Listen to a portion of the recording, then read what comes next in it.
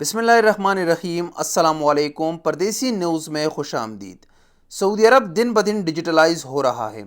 دیگر شعبوں کی طرح بینکنگ کا شعبہ بھی دن بدن مزید ڈیجیٹلائز ہو رہا ہے، جس کا ایک آسان مثال اگر میں آپ کو دوں تو سعودی عرب میں اس وقت اگر آپ کے جیب میں کیش نہیں ہوتا تو آپ کو کسی قسم کی دشواری کا سامنا نہیں کرنا پڑتا، کیونکہ electronics payment on line payment کا ایسا طریقہ کار متعارف کیا ہے کہ آپ 1 منٹ سے کم وقت میں بھی اپنا پیمنٹ کر سکتے ہیں، اور یہ 100% سیف بھی ہے۔ اب سعودی حکومت نے اس کو مزید فیسیلیٹیٹ کرنے کے لیے 3 نئے بینکنگ الیکٹرانکس پیمنٹ سسٹم کو سعودی عرب میں کام کرنے کی اجازت دے دیا ہے۔ سعودی سینٹرل بینک کے مطابق سعودی عرب میں گلوبل انٹرپرینورشپ کانگریس ہوا۔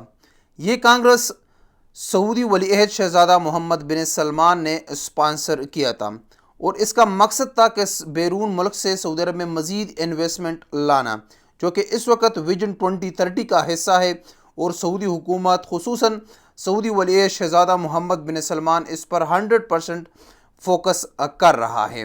اس کانگریس کے دوران، اس سیمینار کے دوران سعودی سینٹرل بینک نے 3 مزید الیکٹرانکس پیمنٹ بینکنگ سسٹم کو سعودی عرب میں کام کرنے کی اجازت دے دیا ہے، جس میں سب سے پہلے موبائلی پے، اس کے بعد لینڈو اور اس کے بعد فنزی۔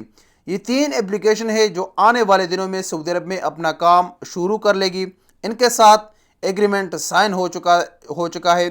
اس کا اگر آسان الفاظ میں آپ لوگوں کو تعارف کرواؤں تو یہ ایس ٹی سی پے، یو آر پے، الانما پے کی طرز کے اپلیکیشن ہے، جس میں آپ ای والٹ بھی کر سکتے ہیں، ڈیجیٹل کارڈ بھی یوز کر سکتے ہیں، اور آپ آن لائن الیکٹرانک پیمنٹ بھی کر سکتے ہیں۔